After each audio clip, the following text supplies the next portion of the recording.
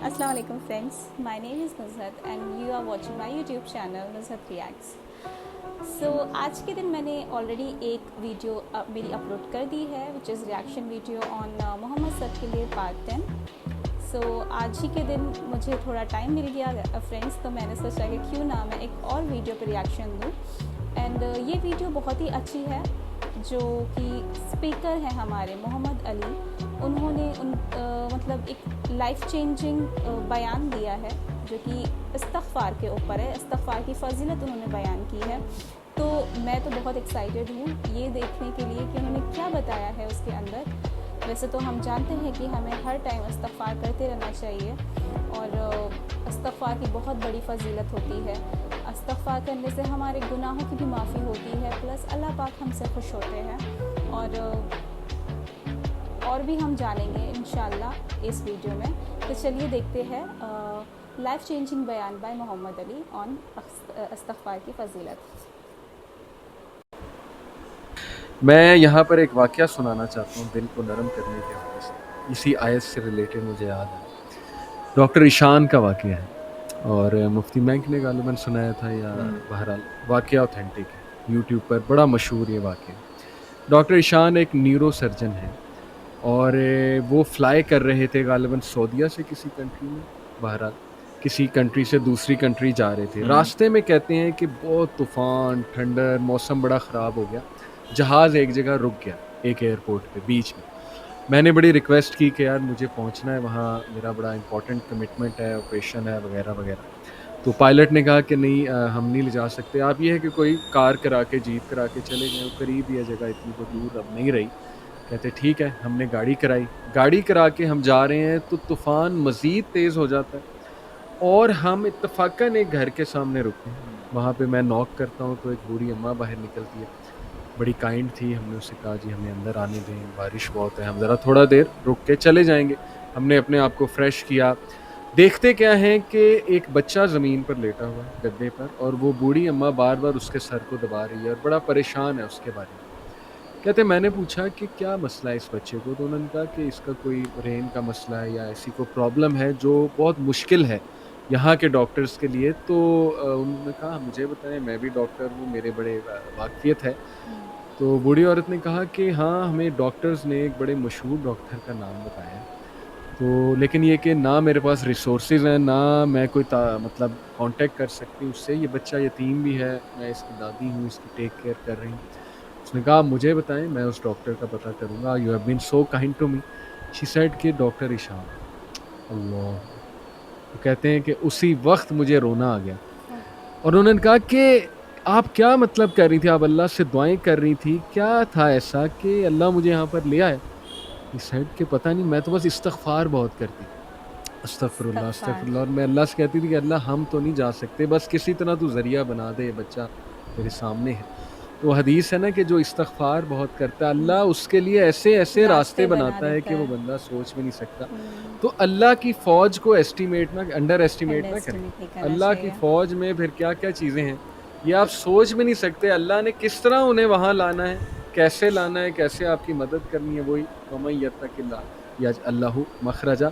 तो मेरी गुजारिश है लोगों से, वो मायूस ना हों, अल्लाह से मांगते रहें अल्लाह को और पहचाने. अल्लाह को पहचानें. और ये बात याद रखें कि दुनिया की ज़िंदगी अल्टीमेटली असल ज़िंदगी तो है नहीं. यहाँ जो मिल जाए उस पे अल्हम्दुलिल्लाह ग्रेटफुल, जो ना मिले वो अल्लाह से ही मदद मांगे कि अल्लाह मुझे तक़वियत दे, अल्लाह मुझे पर्सपेक्टिव दे, अल्लाह मुझे विज़डम दे, सकत दे.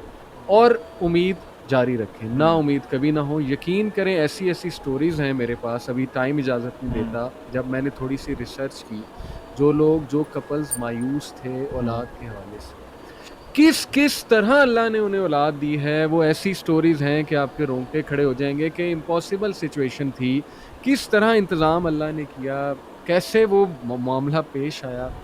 वो अल्लाह के करने हैं. तो मायूसी जो है मैं समझता हूँ वो मोमिन को बिल्कुल ज़ेब नहीं देती है.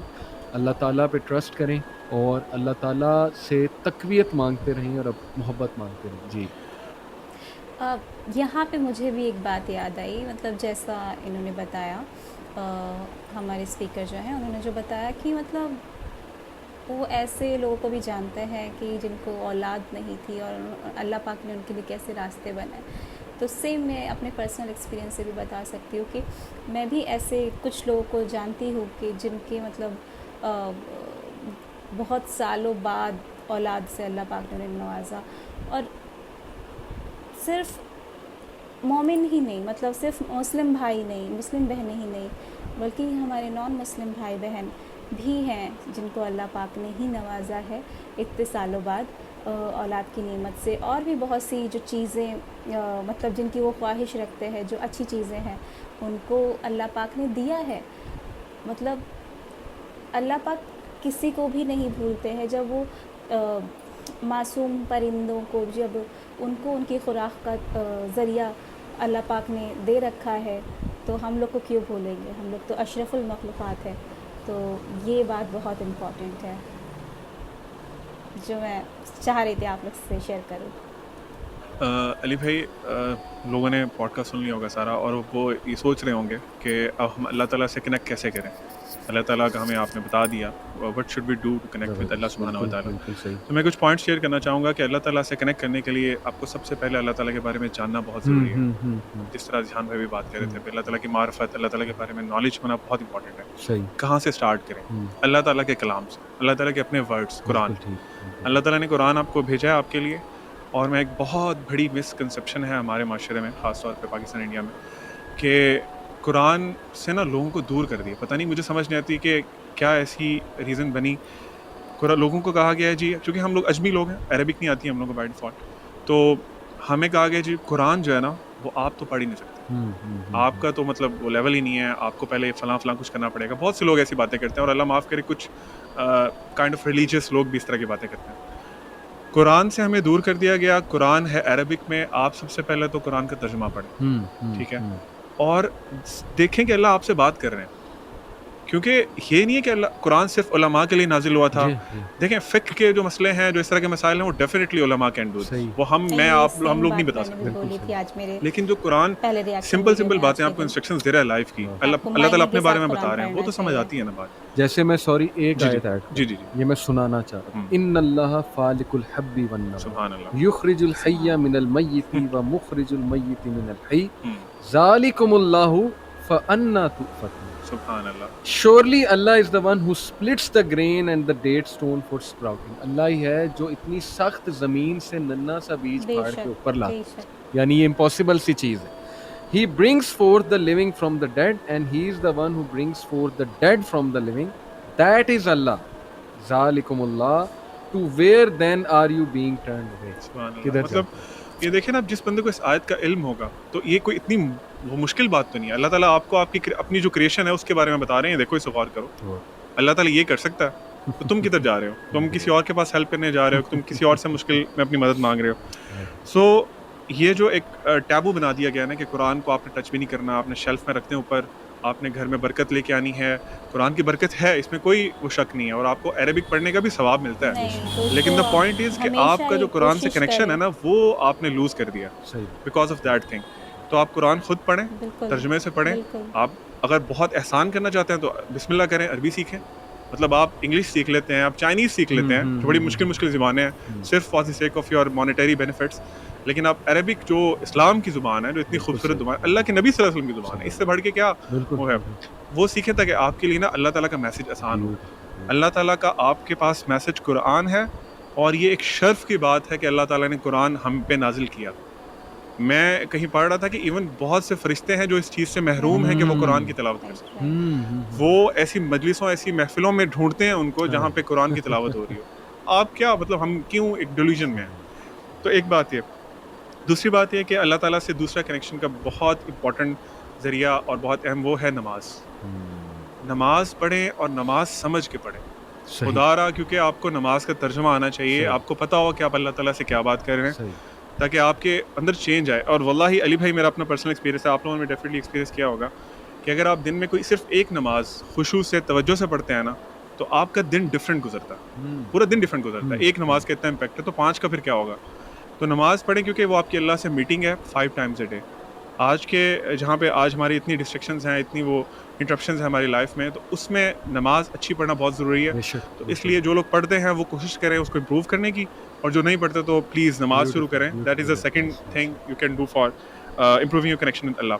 तीसरा पॉइंट, तौबा करें। जब आपके और आपके रब के दरमियान गुनाह हायल हो जाते हैं ना, तो फिर आपका दिल भी जो है ना वो डर्टी हो जाता है, क्लाउडी हो जाता है, you can't see the reality, आपको बहुत इंपॉर्टेंट चीज़ें मिस कर जाते हैं। तो अल्लाह ताला से अभी तौबा करें। मैं तो बल्कि रिक्वेस्ट करूँगा कि इसी पॉडकास्ट के दौरान इरादा कर लें कि अल्लाह मैं अपने सारे गुनाह छोड़ने वाला हूँ।